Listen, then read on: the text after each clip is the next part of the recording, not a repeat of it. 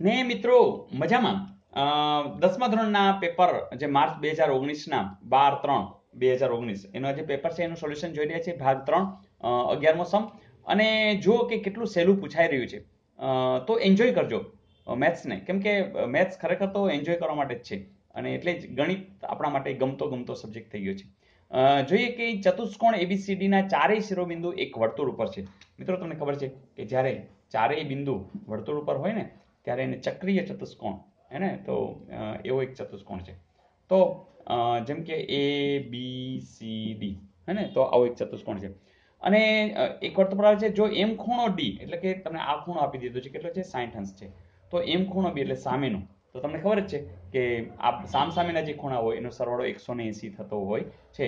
તો જોજો 60માં 180માં કેટલા ઘટે છે, તો તમે તરત કહેશો કે સર 120, તો 120 છે, આપ્યું જ છે. તો એમ ખૂણો B કેટલો થશે 120. Is it okay? તો આવું પણ પૂછાય. કદાચ આ સમય પૂછ્યું કે ખૂણા A અને C નો સરવાળો શોધો, તો પણ એમાં પણ કહી શકો 180. જોઈએ નેક્સ્ટ. મિત્રો આ સમની અંદર આવી કંઈક વાત છે કે નીચે આપેલ આકૃતિમાં TA અને TB સ્પર્શકો છે. જો TA બરાબર 10 અને એમ ખૂણો TAB બરાબર 60 હોય તો જીવા AB ની લંબાઈ ખાલી જગ્યા થાય. મિત્રો મસ્ત પ્રશ્ન છે. ચલો જરા જોઈએ.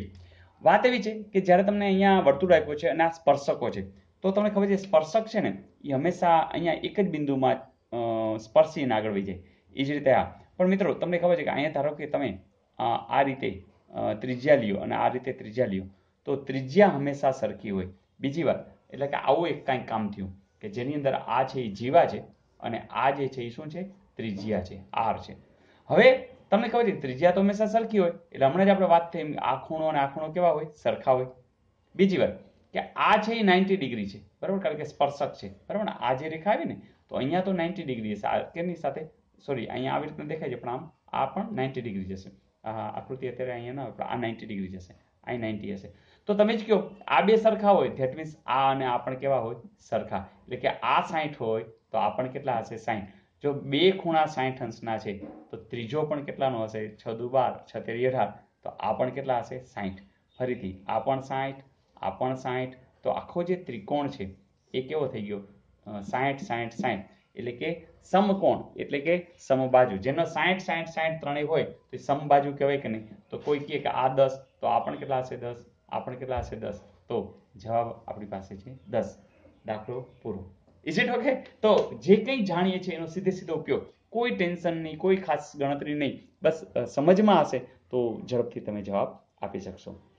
જોઈએ નેક્સ્ટ. મિત્રો R ત્રિજ્યાના વર્તુળનો લઘુચાપ કેન્દ્ર આગળ થીટા માપનો ખૂણો આંતરે છે, તો લઘુચાપની લંબાઈ L બરાબર. મિત્રો આ સૂત્રો પૂછ્યા છે અને સૂત્રો માટેના મેં વિડીયો બનાવ્યા હતા, તમે જોઈ લીધા હતા ને. દરેક સૂત્ર તમને યાદ હશે. ધારો કે તમે નવા છો તો આપણે ચલો ને એમને સૂત્ર બનાવી લઈએ. વાત કેવી છે, R ત્રિજ્યાવાળું વર્તુળ છે, એમાં લઘુચાપ, ધારો કે આ લઘુચાપ છે, અહીંથી અહીં સુધીની ચાપ છે, બરાબર, આટલી ચાપ. હવે આ ચાપ છે એ કેન્દ્ર આગળ ખૂણો રચે, યસ. ધારો કે R છે, R છે, અને ખૂણો ધારો કે થીટા છે, હા કે ના. તો હવે અહીંયા લઘુચાપની લંબાઈ મતલબ કે આ L, આ જે લઘુચાપની લંબાઈ છે ને એ તમારે શોધવાની છે. મિત્રો તમને ખબર છે કે આ જે ભાગ છે એની બદલે ધારો કે આખો વિચારીએ, તો આખો વિચારીએ એને તો પરિઘ કહેવાય, રાઈટ. અચ્છા, તો આ ખૂણાની વાત કરીએ તો આખા ખૂણા વિચારીએ તો તમામ ખૂણા ટોટલ કેટલા થાય, 360 અંશ, બરાબર ને. તમને ખબર છે અહીંથી શરૂ કરીને અહીં સુધી જાઓ તો ટોટલ 90 90 90 90, 4 વખત 9 4 36, તો આવું થાય. તો બસ આટલું જ છે, બીજું તો કંઈ છે નહીં. તો પરિઘ એટલે શું, તો કે 2πr અને થીટા વડે ગુણો છો અને થીટા વડે ભાગો છો, તો થીટા હવે કેટલો, તો કે 360 વડે ભાગી નાખો છો. તો થીટા ધારો કે 360 લ્યો તો 360 ઉડી ગયા એટલે 2πr મળી ગયું કે નહીં. થીટા ધારો કે 360 લ્યો છે તો એ પરિઘ આખું મળી ગયું, બસ કામ પતી ગયું. હવે 2 180, તો જવાબ શું આવ્યો, πr થીટા છેદમાં 180. તો આપણે સૂત્ર યાદ જ નહીં રાખવાનું, ગોખવાનું જ નહીં, આપણે બનાવી લીધું. ખાલી આપણને ખબર છે કે આ પરિઘ એટલે 2πr છે, બસ એનો ઉપયોગ કર્યો. અને 360 છે એ તમને ખબર છે કે ટોટલ જે છે એ ખૂણો છે. તો આખા વર્તુળનો ખૂણો 360 છે એટલે 360 વડે ભાગ્યા. થીટા જેવડો નાનો એમ તમારો L નાનો થતો જશે, એટલે થીટા આપણે ગુણીએ છીએ. થીટા મોટો હશે એ પ્રમાણે આખું જે ચાપની લંબાઈ છે એ પણ મોટી થતી જશે. Is it okay? જોઈએ નેક્સ્ટ. મિત્રો અહીં 15 સેમી ત્રિજ્યાવાળા વર્તુળના એક ચાપની લંબાઈ 20 સેમી છે તો તે ચાપને સંગત લઘુ વૃત્તાંશનું ક્ષેત્રફળ ખાલી જગ્યા સેન્ટીમીટર સ્ક્વેર થાય. હવે જો અહીંયા વાત એવી છે લઘુ વૃત્તાંશનું ક્ષેત્રફળ અને આપ્યું છે શું તો ચાપની લંબાઈ આપી છે એટલે કે એલ આપ્યો છે, બીજું શું આપ્યું છે આર આપ્યો છે. તો ચલો એલ કેટલો છે તો ચાપની લંબાઈ 20 સેમી છે અને આર કેટલો છે 15. તો આ બંનેના ઉપયોગ વાળું એક સૂત્ર છે. તમે કહેશો હા સર લઘુ વૃત્તાંશનું ક્ષેત્રફળ શોધવા માટેનું સૂત્ર શું છે 1/2 એલ આર. તો બસ એનો જ ઉપયોગ 1/2. ચાલો એલ એટલે 20, આર એટલે કેટલા 15. બસ આ જવાબ જો છેદ ઉડે છે તમે કહેશો હા 2 અને 10 તો 10 ગુણ્યા 15 તો જવાબ શું હશે 150. તો 150 જેને લખ્યું છે એનો બિલકુલ જવાબ સાચો છે. તો મજા આવી દોસ્તો. જોઈએ નેક્સ્ટ. મિત્રો પછીના પ્રશ્નની અંદર વાત આટલી છે કે જો વર્તુળની ત્રિજ્યાના માપમાં 20% વધારો કરવામાં આવે તો તેના ક્ષેત્રફળમાં ખાલી જગ્યા વધારો થાય. તો મિત્રો અહીંયા પાઈ બરાબર 3.14 લેવાનો છે એટલે તમે એક વર્તુળની ત્રિજ્યા ધારી અને કામ કરી શકો છો. એટલે કે તમે વર્તુળની ત્રિજ્યા ધારો કે આર ધારો તો 20%નો વધારો એટલે આર વત્તા આરના 20% એટલે આર ગુણ્યા 20 છેદમાં 100 તો 20 50 એને તો એ કેટલું થાય તો 5R 5R વત્તા આર છેદમાં 5 એટલે કે 6R છેદમાં 5. પછી પાછા આને બીજા વર્તુળની અંદર મતલબ 20% વધારો કરી અને તમે એનું ક્ષેત્રફળ શોધો અને એ વધારો બાદબાકી કરો. તો આવું બધું કરી અને તમે આ કામ કરી શકો અને જવાબ આપી શકો. પણ મિત્રો એ તો બહુ લાંબી રીત થઈ ગઈ, આપણે લાંબી કંઈ રીત કરવી નથી. તો ચલો આઈડિયા શું કરશું તો પહેલી વાત એ છે કે તમને અહીંયા જવાબમાં શું આપ્યું છે તો જવાબમાં તો ટકાવારી આપી છે. ધેટ મીન્સ કે તમારે ક્ષેત્રફળનો વધારો તો શોધવો હોય પણ કેટલા ટકા વધે છે એ જોવાનું છે. તો એની સરળ રીત કઈ તો મિત્રો એની સરળ રીત એક જ છે કે આપણે જાણીએ છીએ કે હંમેશા ટકા છે ને એ 100 હોય છે. Is it okay? હું દાખલા તરીકે એમ કહું કે મારી પાસે 100 રૂપિયા છે અને હવે મારી પાસે 115 રૂપિયા છે તો કેટલા ટકાનો વધારો થયો તમે તરત કહી દો કે સર 15%નો વધારો થયો. હા કે ના? તો વાત એટલી છે કે 100 હતા એના કેટલા થઈ ગયા 115.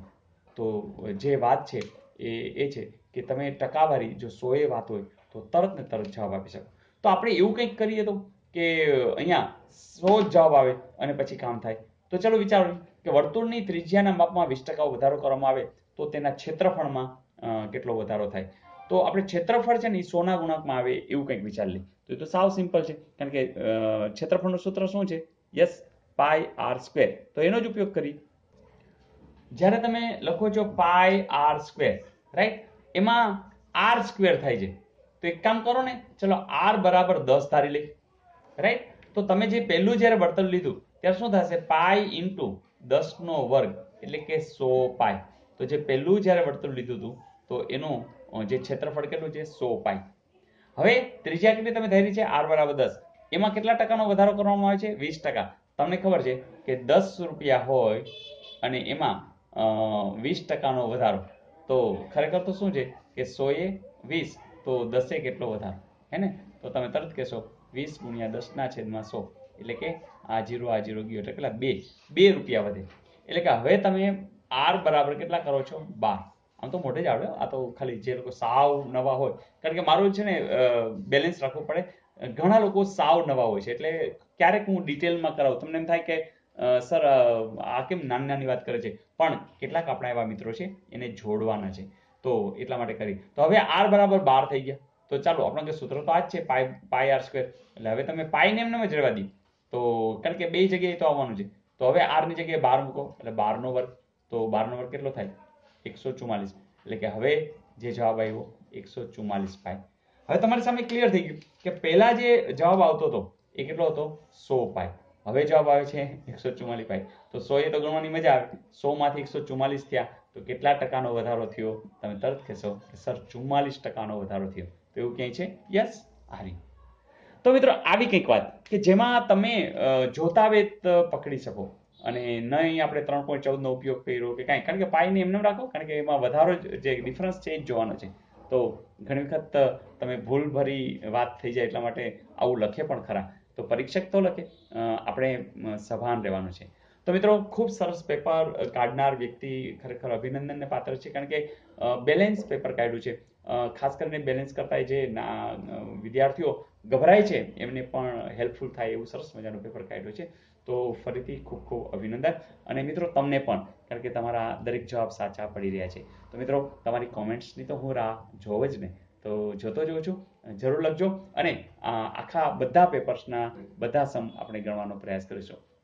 એક પછી એક વિડીયો મૂકતો જઈશ, તમે જોતા જાજો અને તમારા મિત્રોને પણ ખાસ મોકલી દેજો, એ પણ જોતા રહે. Wish you all the best. આવજો.